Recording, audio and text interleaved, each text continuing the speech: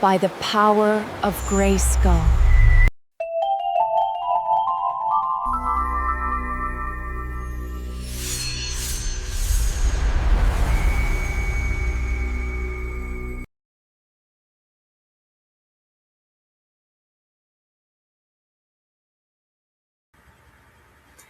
Hi everyone, welcome back. This is Prison Planet Connections. We are now moving into circles and cycles.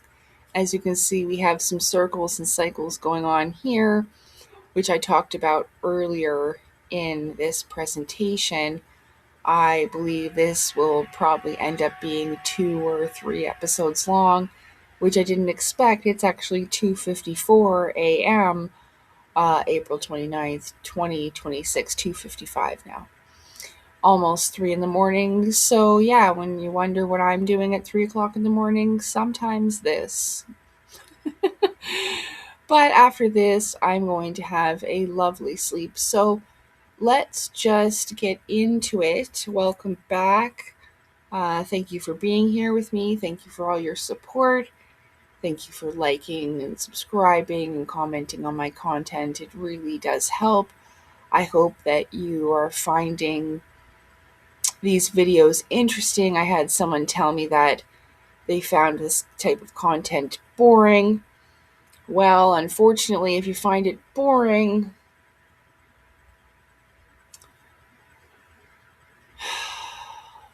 it's sad that you do not have the desire for a pursuit of knowledge and wisdom as I do, and I hope one day that changes for you.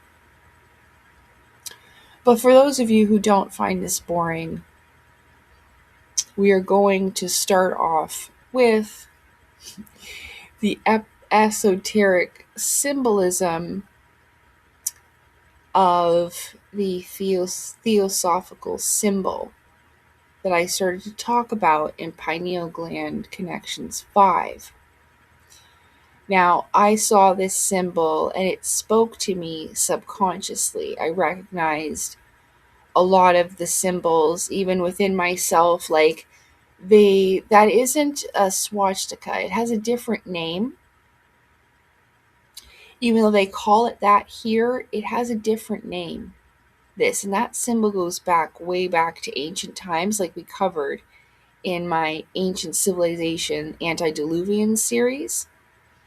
Okay, so we have the Ouroboros, which is the reincarnation, cycles, and all that kind of stuff, representing soul school, and also, the never-ending upgrade of consciousness of the self, and things like this. And the swastika representing the 4 directions, also the 4 creations, humans, angels, demons, and higher dimensionals, lower dimensionals, and subhuman creatures. That's how it goes. So humans, higher dimensionals, lower dimensionals, subhuman creatures, that would create the 4, or the 4 directions, northwest, east, or south, or the 4 elements, of course, earth, air, fire, and water. And then the circle encompassing that would be the aether, or the divine creator, right? Of course, the symbol for or universal peace or balance, like we were talking about earlier with the 108, keeping your mind and emotions in balance and avoiding temptation. The upper triangle and lower triangle symbolizing fire and water, but also masculine and feminine, and in the colors, they represent dark and light. Let me see if I can actually see myself properly. Good. So dark and light. Okay? And then it says there is no religion higher than truth, which I agree.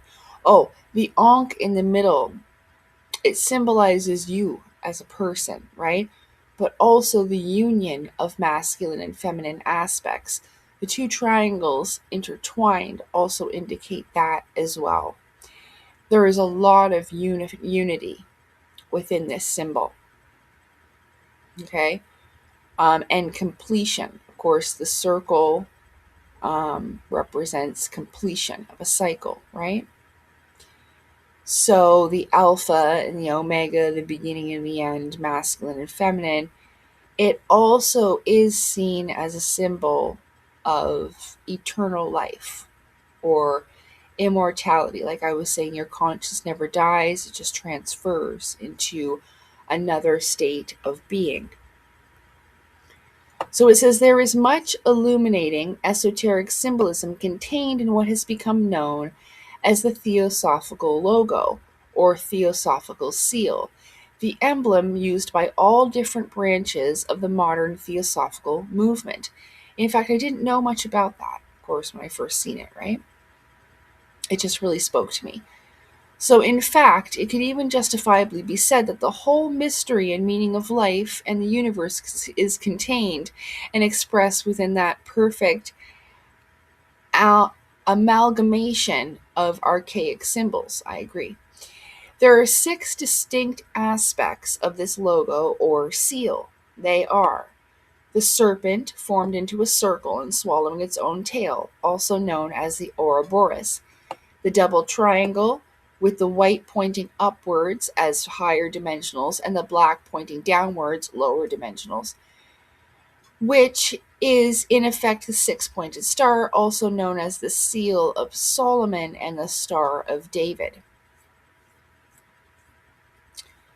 So the swastika, the ancient Egyptian cross known as the Ankhs or Krutz Ansata, unsated cross. The motto, there is no religion higher than truth. And the symbol. Let us briefly examine these 6 components of the logo and see what they have always symbolized and represented throughout history. Again, I went over a few of those in the Ancient Civilization series. So first, the serpent, which forms the great surrounding or all-encompassing circle. One moment, I need to get a book.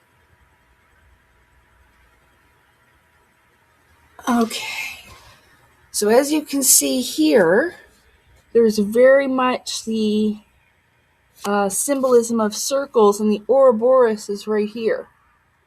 Right here. And so this is the ice wall, indicating like the boundary of our world.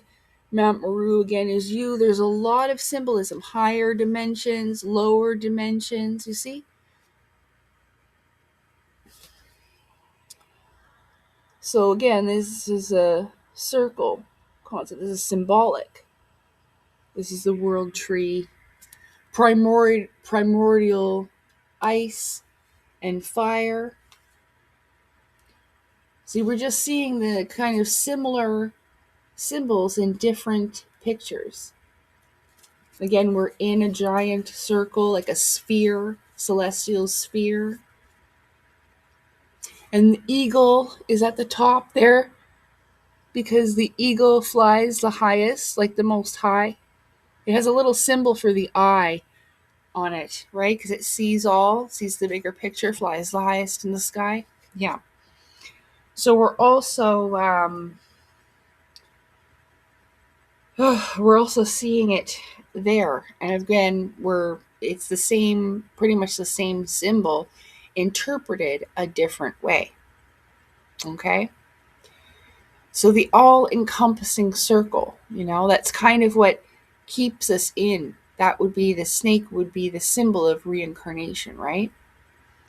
Or eternity, infinity itself, right? That never-ending cycle of evolution. So it says, eternity, such as in Hinduism, where the great serpent, Anantashesha, who some portray as having 7 heads, you'll see that in a lot of the pictures with Krishna, Shiva specifically, because I believe that Shiva is a representation of consciousness. It was never a person. Again, it's a symbolism. It's not a real person. That's why, again, their skin was blue, because it's a spiritual thing. The seven heads, and others being 1,000-headed. Well, it represents eternity and infinity itself. So being reborn over and over and over and over and over, it's the same body, the same consciousness with different heads, different faces with different lives, but the same consciousness within, ever evolving. So the never-ending cycle of evolution within the eternity. So inside, I believe. The circle of necessity of the Egyptians, or the numerous reincarnations of the soul throughout its cyclic evolutionary journey, periodically casting off its temporary body, just as a serpent periodically casts skin. Yeah. So your soul is wearing this like a skin, and then you shed it, and you get a new skin, you shed that one. Oh, that's nice. Wisdom. So the serpent often represents wisdom. The serpent having always been the chief symbol of wisdom in all nations throughout history. So it's not a symbol of evil. The serpent symbolizes wisdom. Throughout history, and revered as such in all religions and philosophies of the world, except theological Christianity. That's the serpent is seen as bad, right? Yet Christ himself is recorded as using the ancient symbolism, which was perfectly known throughout the Middle East, when saying, be ye wise as serpents and harmless as doves. In Sanskrit, the word naga, meaning serpent, is also a synonym for an initiate, one who has been initiated into the mysteries of esoteric wisdom. And that doesn't always happen in a secret society. This happened to me naturally by the divine creator. I didn't go into any house or lodge and make any, oaths or nothing like this. This happened to me just by chance, or not, because it was most likely the divine creator's will, okay, to initiate me into this. But I talked about initiation years ago, but Theosophy also deals with initiation. It's been wiped off of the internet. Thankfully, I saved it. So,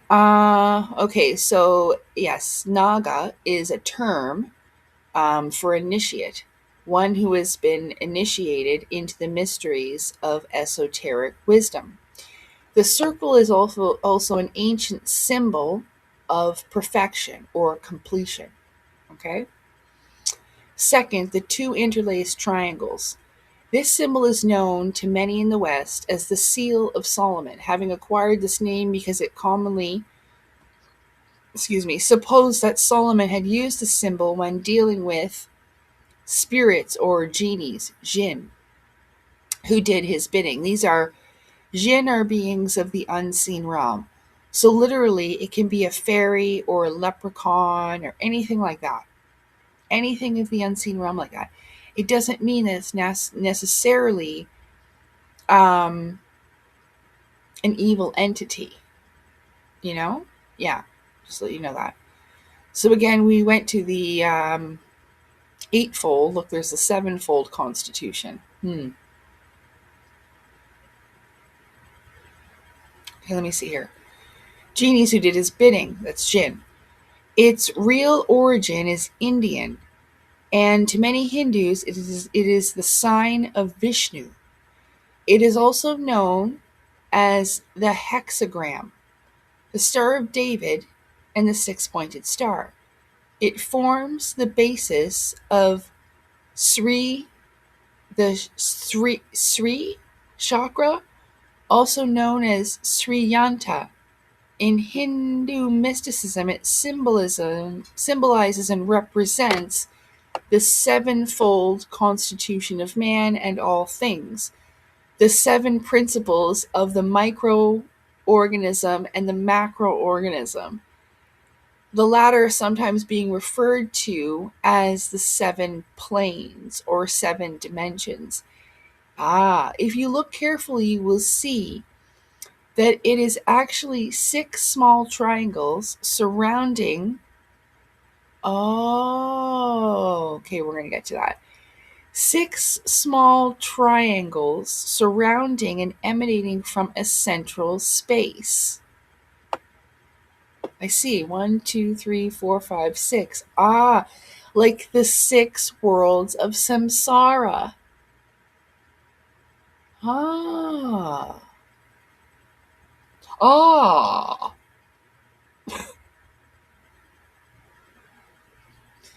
It's an automatic rule. You have to do that when you're reading smart things, okay?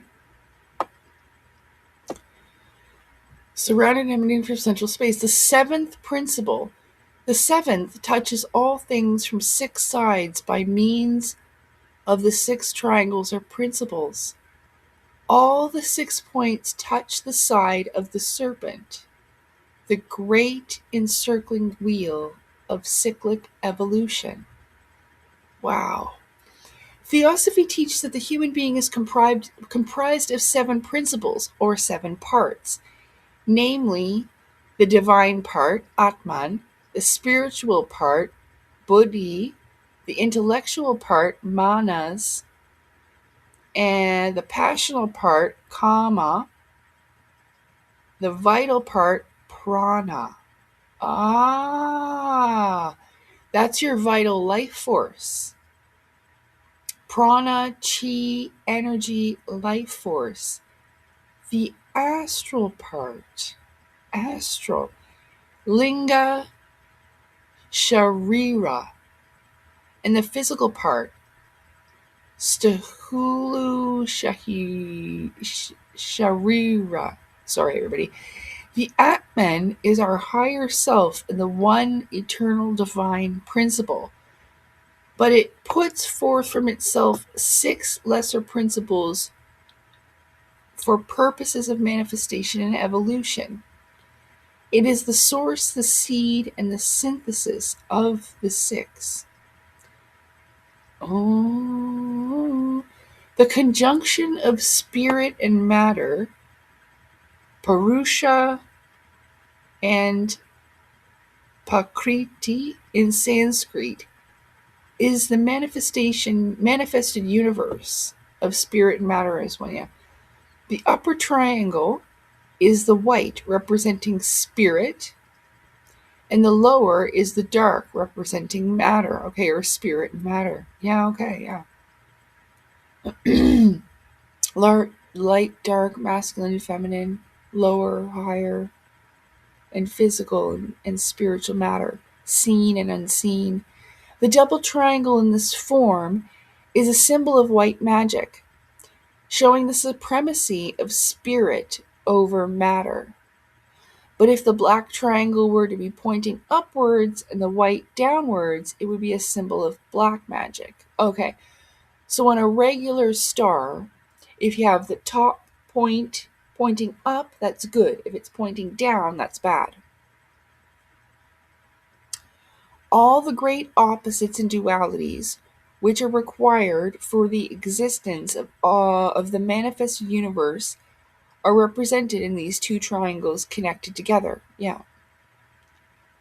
The ultimate primordial oneness in eternity of spirit and matter, as the Parabraham Mala Prakriti, which in Theosophy speaks so much about.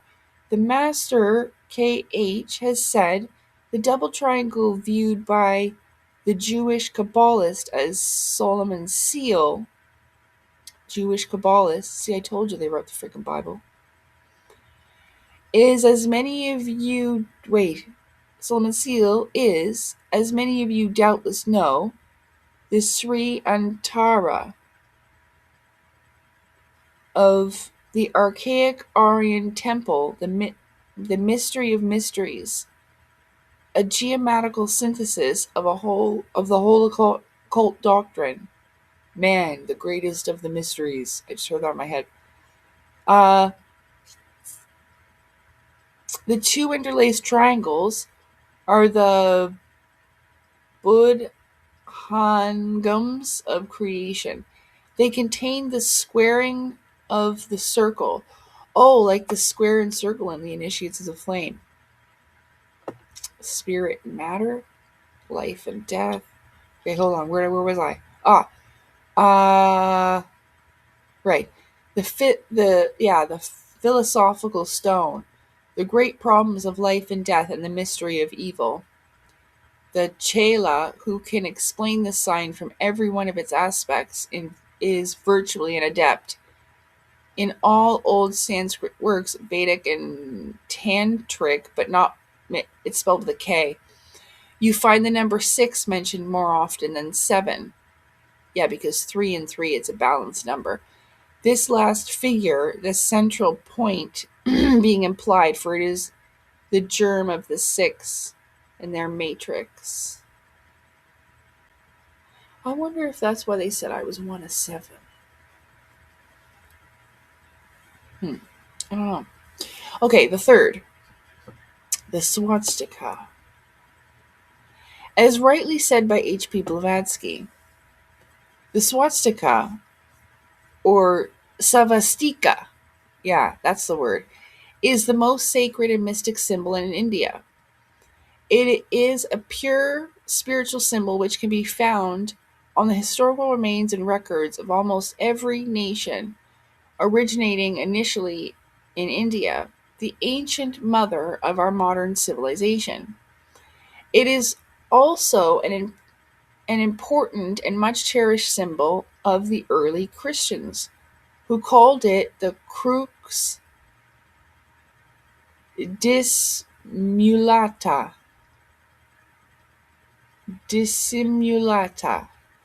and often accompanied it with the inscription Vitalis Vitalia, life of life. They used the swastika for centuries, long before the crucifix form of the cross was ever invented.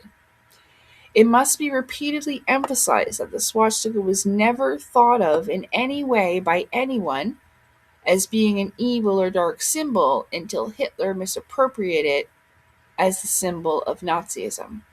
Tragically, the image of the swastika continues to strike fear and horror into the hearts of many due to their not knowing its true spiritual origins and meaning, which we did go over in my series of ancient civilizations in the antediluvian age.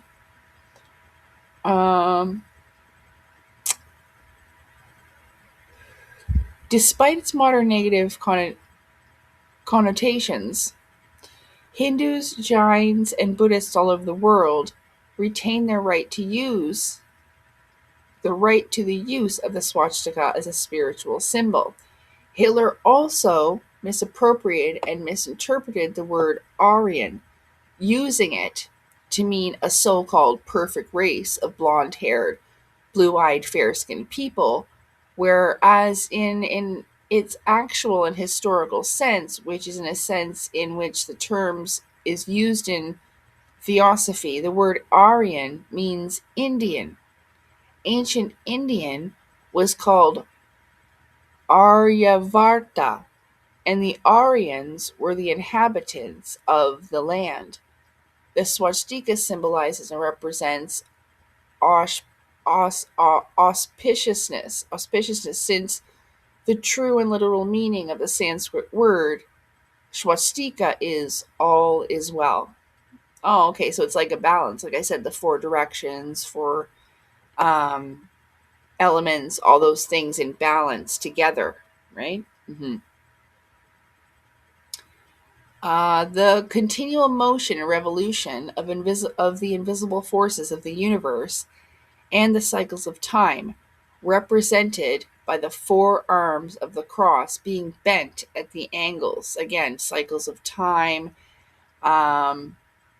And what was it the other said? Like different directions or different ages or different groups of people. So yeah, and it's bent at right angles to signify its motion and rotation, like always moving, and you're rotating through the different realms, six realms, it said, yeah. So the seal of the heart, or heart seal of Buddhism, it can be seen engraved on the chest of Buddha in many statues around the world. Yeah. Fohat, cosmic electricity applied to the microcosm. Man is the microcosm. Remember I said man, greatest of the mysteries? That's what that means. It shows him to be the link between heaven and earth. The right hand being raised at the end of the horizontal arm and the left pointing to the earth. So when you see someone pointing up this way and down, that's the heaven and earth. Like when you see on the magician's tarot card, you will see that symbolism there. He usually has one hand pointed up and the other one pointing down, out. Well, I didn't actually hurt, but it is at one and the same time an alchemical, cosmogonical, anthropological, and magical sign, which 7 keys to its inner meaning.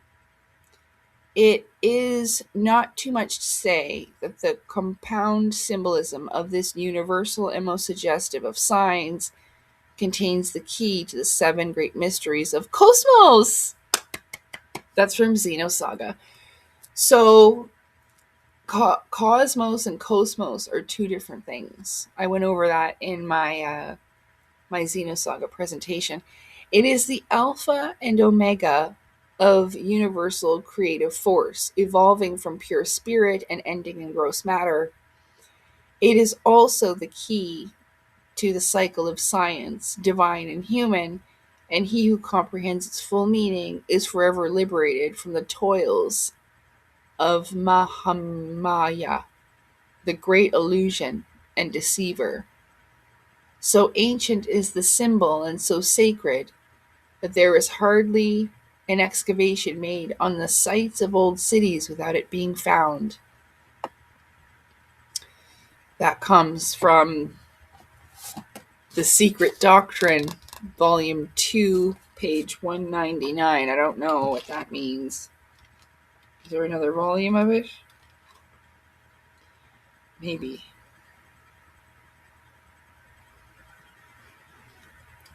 But yeah, it comes from this. Okay.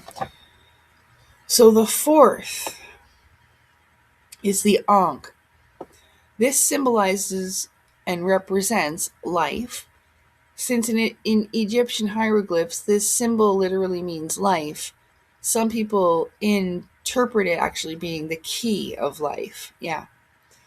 This spiritually regenerated human being, okay, the head at the top there, and then the arms being apparent in the top loop and the horizontal line of the symbol.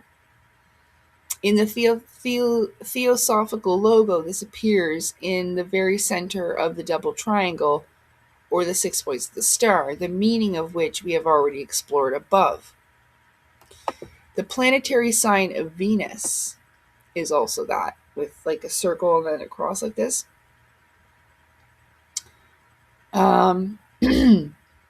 The crux, and Sata, and the Venus symbol being virtually identical. In theosophical teachings, Venus corresponds exoterically to manas, the mind principle within the human being. It is also said that Venus is the spiritual prototype of Earth, the guardian spirit of the earth and men, the light bearer of our earth in both its physical and mystic sense, and that it is the most occult, powerful, and mysterious of all the planets. See, I use Sailor Moon sometimes in my videos, and I channel like which ones to use. And that's so cool that I used Venus first. I don't know why. Of course, I used Sailor Moon first, but out of the Sailor Soldiers, it was Venus first.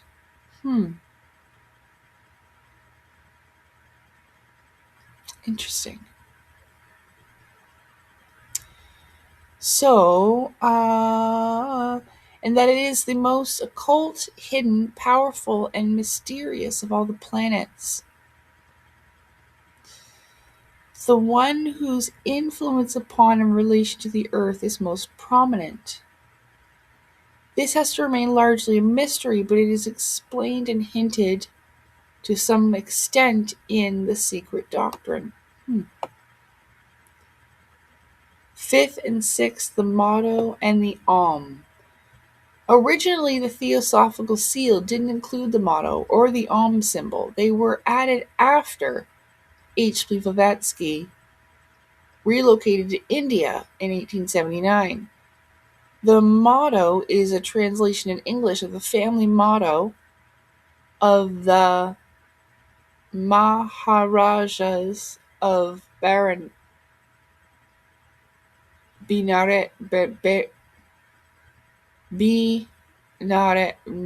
I don't know how to say that. Yeah, I'm not saying that either. So that's what it means. There is no religion higher than truth. It's a family motto.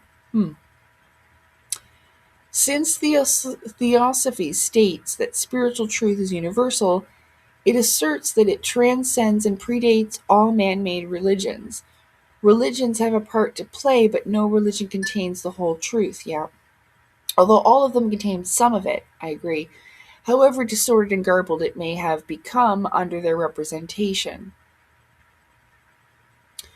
To point out and reveal the one esoteric truth, this one esoteric teaching, which underlines all the world's religions, this is one of the major aims of the Theosophical movement. Yeah.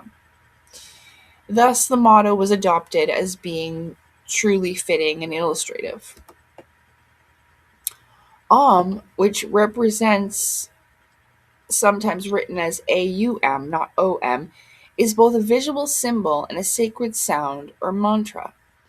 It is the sacred word and sacred symbol of Hinduism and has also been adopted by the other three main religions of India: Jainism, Buddhism, and Sikhism.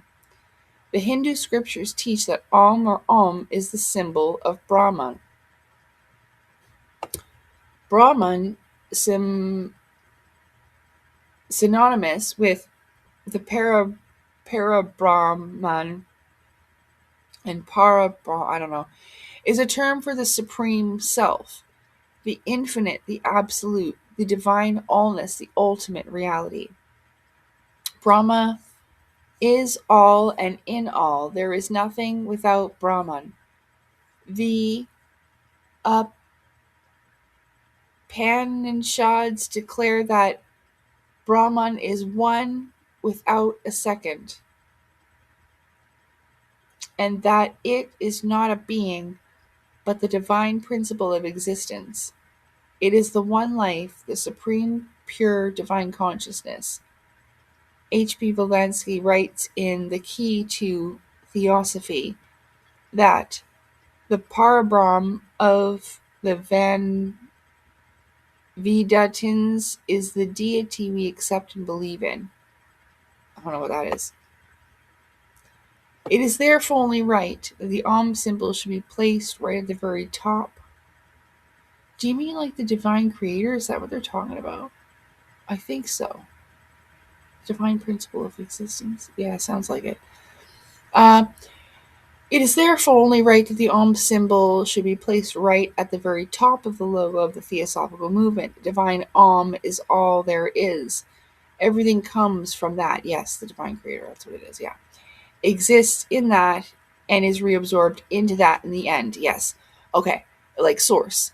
So, and reabsorbed into that in the end, universal life cycle, on Veda, non-duality, or universal oneness, the essence of, like I said, a lot of unity. Essence of oneness, that is the essence of Theosophy.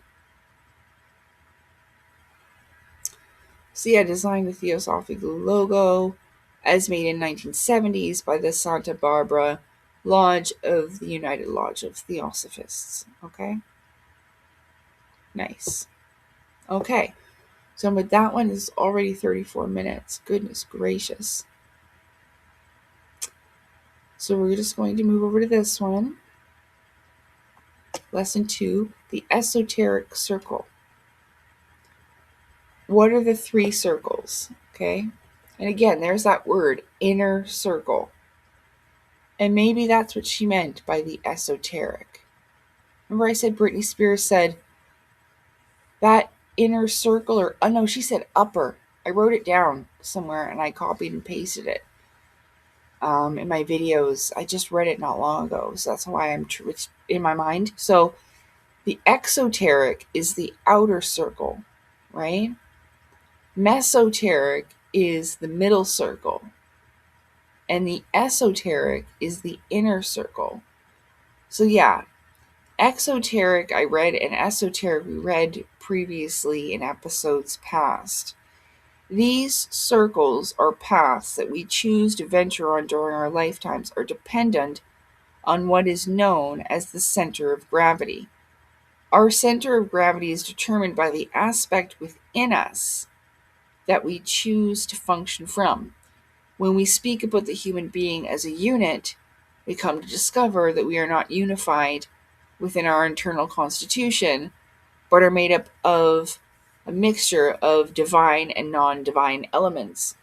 The divine that exists within us is a small fractured piece of divinity. This spark has been polarized through the law of vibratory affinity, and through the unfoldment of creation, has had to fracture itself. Yeah. So the divine creator is basically broken up into millions of pieces throughout all life, and it's experiencing life through all eyes, like I said earlier, all life. Many pieces, small little flames from the big flame. Where was I? Fracture itself into smaller and smaller parts until creation reaches its densest form. Here in the physical dimension, that small spark of divinity constitutes what we call the essence. The essence or spark of divinity is forgotten, lost, and transforms into the non-divine aspect we have within, known as the subconscious or the ego. The inherent nature of this divine spark is to act with positive values such as altruism, love, kindness, but instead those values have been transformed into rudeness, hatred, and coldness because, like, we come into a denser realm. This is what is known as the subconscious or ego. I don't know if everyone's subconscious is rude, hateful, and cold, but maybe the ego. Just depends on what is within the person. Sadly, in our everyday life, we do not function from the same sense of the conscious mind or divine spark, but rather from the subconscious. The subconscious dictates how we respond to the events of life, as well as how we view and perceive the world. The subconscious mind typically refers to the part of our mind that lies just below the surface of conscious awareness. It consists of thoughts, feelings, memories, and information that are not currently in our current conscious awareness, but can be readily accessed with focused attention or when triggered by certain stimuli. Our perception of reality is interpreted by how we conceive and see reality. Often we interpret and see reality through the eyes of the subconscious. We see life through the lens of concepts and ideologies, each of which have attached to them a subconscious response, consist of thinking, feeling, and acting.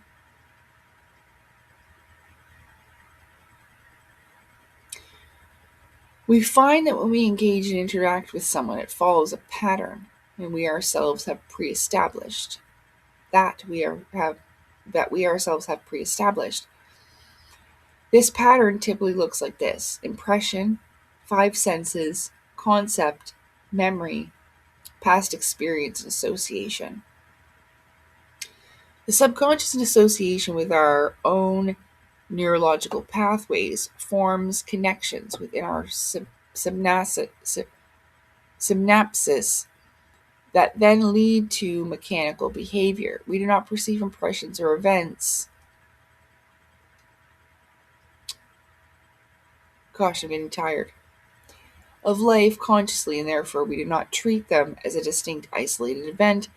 Instead, they touch our mind and engage the subconscious, unconscious, and we respond using elements connected to the subconscious.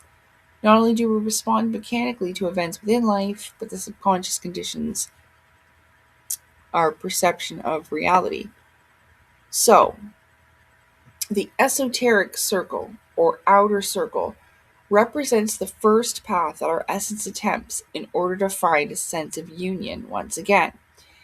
This is the path that seeks pleasure and fulfillment within our realm of matter. The essence tries, through the experience of life, to find and fill that sense of yearning. The sense of yearning that comes from the essence is transformed within the esoteric circle, or inside, within the sphere of life, and changes into desire. The essence/consciousness within the sphere of the esoteric circle attempts to look for fulfillment through the desires that characterize this physical sphere: money, sensorial pleasure, or accomplishments, titles, and recognitions. Exoteric, rather. Exoteric circle: money, sensorial pleasure, accomplishments. The consciousness creates these desires in the pursuit of fulfilling the void it feels, but is directed and focused within the sphere of matter. Through the cycle of samsara, death and rebirth, we try a variety of experiences, all characterized by desire. We believe that money will bring us a sense of fulfillment, so we dedicate our time and energy to the pursuit of wealth. Or we feel that a big house will make us happy, so we dedicate our time and energy to servicing a hefty mortgage. Perhaps we wish to go on expensive overseas holidays, so we dedicate our time and energy to planning, booking, organizing, etc. Through all this, what a person comes to realize is that wealth, a big house, a fancy holiday, has not brought them happiness or a sense of fulfillment.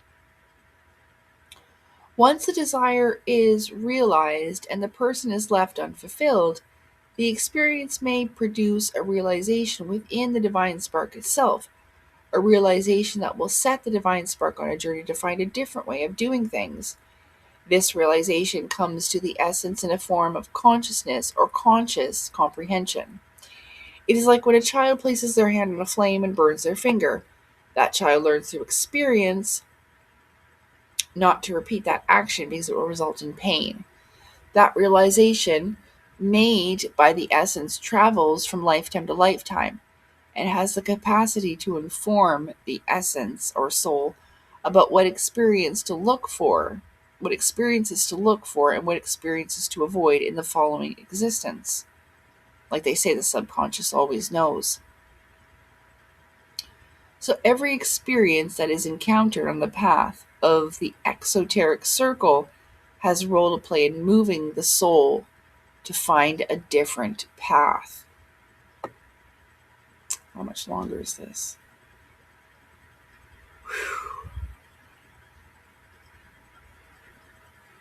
Okay, just let me go for, I have to pee, so just hold on. Okay. So karma. As the essence or soul travels from lifetime to lifetime, trying different experiences within the realm of matter, it infringes upon the principle of equilibrium or balance. By breaking the principles of equilibrium, the essence or soul incurs consequences or karma. Karma is cause and effect. We do good, we receive good. If we do bad, then we receive bad. If we cause someone pain and suffering through the law of karma at some point in one of our existences, we will experience pain and suffering. This is done with the intent of producing an awakening within our own consciousness. What happens as a part of the exoteric path is that we as a soul continue committing mistakes which disrupt the balance of the law of equilibrium. This requires us to rectify that behavior through experiencing that behavior ourselves. If the essence is able to comprehend that the consequences it experiences are the result of its own behavior, then it has the ability to transcend the state of consciousness it finds itself in. Yeah. Even though I said, partly I understood that my violent upbringing was to show me what I was like in previous lifetimes and how I caused fear in other people and stuff like that, being the being that I was and the power that I had. Yeah. I was very different before in other lifetimes. So, let me see. Where was I? Behavior, experiencing, blah, blah, blah, its own behavior. The experiences are a result of its own behavior, then it has the ability to transcend the state of consciousness it finds itself in. Yeah. The law of karma, in fact, acts as a mirror, allowing us to encounter ourselves through the action that we receive, i.e., being mistreated or being spoken to incorrectly, etc. This should provide us with a moment of reflection to see and understand our own actions and the consequences they bring. However, most people do not assimilate the principle of karma in this way. Rather, someone yells at us, making us feel bad, and instead of using the moment to observe and understand this within us, we respond through mechanical reaction and yell back at them. In doing so, we add more fuel to the fire and continue perpetuating karma, increasing the weight of the karmic exchange. This is how relationships crumble. One person says one thing, the other person fires back with a stronger retort, and it continues in this manner until there is a breakdown of communication. The only way to resolve that unbalance within the relationship is to undo the karmic knots that have been created. Only then can the issue be resolved and the relationship mended. So the principle of karma is intended to be a course correction. If that, in a sense, that if we cannot learn through the good ways, we must learn through other means. So, for example, this was one of the reasons why I tried for many years to fix, not to be together, but to fix that situation between me and Evil Eve, or the guy that I called the demonic twin flame, I tried to fix that so we could make peace in this lifetime and heal that situation. But both parties have to be willing to do that and actually meet at that kind of place. And he couldn't. So, but I did very much try so we wouldn't have to deal with this karma in another lifetime or in some other way, but he chose not to. So again, like I said, like I warned him would happen, karma would take away everything that he built in his life. And he got that by the energy he received from the pain he was giving to me. It made him feel good as a man. I will be able to talk about that one day. It made him feel powerful to hurt someone like me.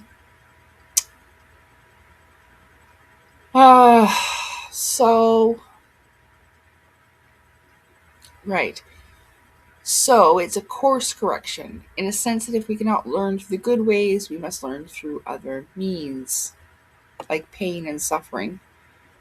What is inevitable in the exoteric circle is the accumulation of karma, and this inevitably leads us as a soul to a point of introspection, looking within.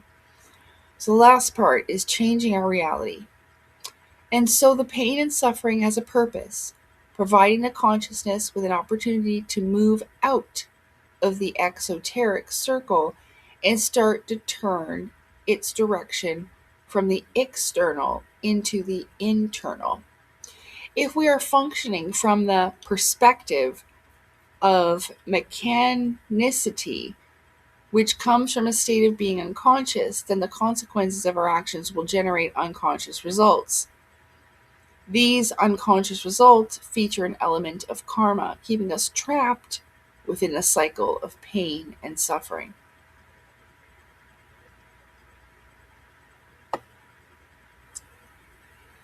If, on the other hand, we are able to transform our subconscious into consciousness and act free of mechanicity, we will find that we slowly begin to break free from the cycle of samsara. Insanity is doing the same thing over and over and expecting different results. Yes, Albert Einstein. If we continue to operate from the same level and state of consciousness, then we will continue to produce the same conscious consequences for ourselves. If we function by means of mechanical state of consciousness, if we function by if we function by means of a mechanical state of consciousness, that is going to produce the same results. But for some reason, we think that if we continue being the same person we've always been, it will somehow create different circumstances. And that's true. Yeah. Or perhaps we believe that we are not the problem. Everyone else around us is. We see this is the example of an employee who moans and complains about their workplace. They blame everything around them, the boss, the colleagues, the clients, until finally one day they leave. In the next workplace, they find the same problems, the same difficulties, the same issues, because they did not recognize the part that they had to play in the scenario, instead only blaming others. The only way we can truly change our external reality is by changing our internal reality, because the external is simply a result of the internal. If we carry disorder and disharmony within, we will find situations of disorder and disharmony around us. We need to change our state of consciousness in order to change our external circumstances. If we can do this, we slowly but surely move into the mesoteric circle, the middle circle. Okay?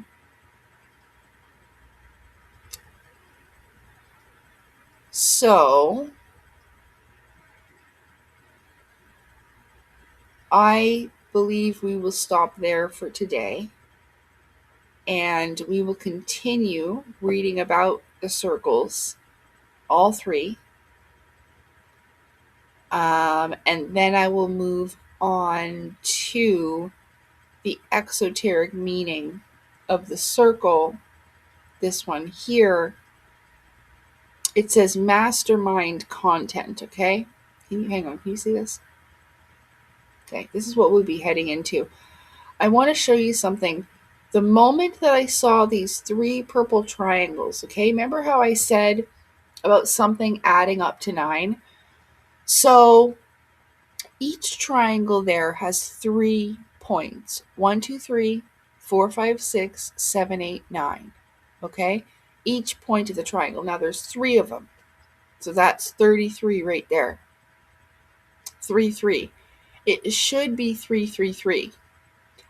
Now, there's also 2 of them on both M's, right?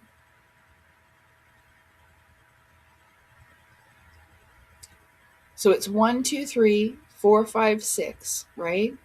Then the ones, that's the outside, then the inside, 7, 8, 9, 10, 11, 12. What does 12 add up to? 3. What does each sum come to? 1, 2, 3, 4, 5, 6, 7, 8, 9. Both add up to 9. You know where I saw that? We're going to head into next episode, but I'm going to pause. I'm going to show you where I saw that. I'm going to go find it. Hold on. Crap. It's not there anymore. It used to be a necklace and it had those exact 3 purple triangles on it. It was a small round necklace like that, but his website's different now.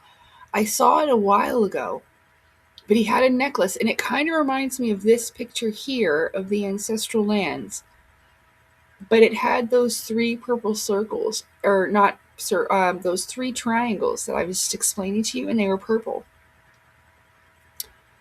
So it's not there anymore, which sucks. He doesn't have, even in accessories, just like a stationery and stuff like that. I don't know. But that's disappointing because I wanted to show you that. And I don't know how I would find this. And I know it was on this one, the YouTube store that he had, because I checked it out multiple times over these past couple of years. But anyway, that sucks. So I looked, but I know it was there. It used to be, it was on a necklace, a small round one. Anyway, you guys, I'm going to go for now, and we're going to continue on those lessons about the circles, and then we'll go into this page a little bit. It basically, so this idea later became the square, which is a Hermetic symbolism representing its connection, the connection man has to the physical plane and the astral plane, or the material and spiritual realms. Okay. But mostly I just wanted to show you that picture because the triangles there. The 333 thing. The circle has been used in all cultures across the world throughout history to represent completeness because it has no beginning and no end and no direction. In this respect, the esoteric meaning of the circle represents the spiritual world, as it encompasses all space and time. The spiritual world is essentially higher consciousness, okay? So we will continue that in next episode, which I'll be filming it tomorrow morning because it is 4 o'clock in the morning and I'm off to bed. So I hope you enjoyed this. I hope you sleep well, have a good day, or whatever you're doing. I hope you enjoy it. And I thank you very much for being here. Thank you for all your support and kindness. I really hope that you had fun as much as I did. And we will be back tomorrow with more. Okay? Thanks for being here, everybody. Have a good night. I'm going to have a great sleep. And I will talk with you again in the morning. Take care. See you. Bye. Dreamland. I'm going there. Bye.